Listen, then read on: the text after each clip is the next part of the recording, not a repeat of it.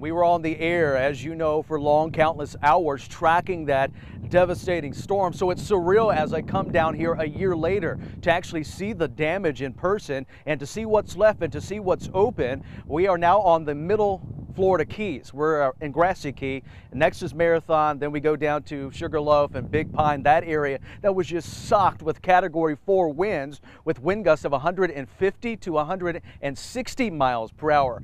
That wasn't the only thing they had to deal with here. They had to deal with storm surge. I just talked with the manager right here at this Grassy RV Resort here on Grassy Key.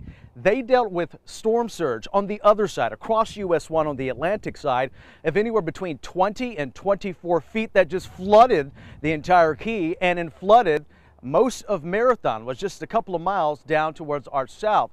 So again, storm surge and catastrophic winds of 150 to 60 miles per hour happening with this Category 4 hurricane that made landfall a year ago today. And what can I tell you? Well, as we're driving down here, it's a kind of mismatch. You still have debris on the side of the roads. You still have businesses in Marathon that are still not open. Fast food places like McDonald's, Wendy's, IHOPs, grocery stores that a year later are still not open because of the damage done by Irma.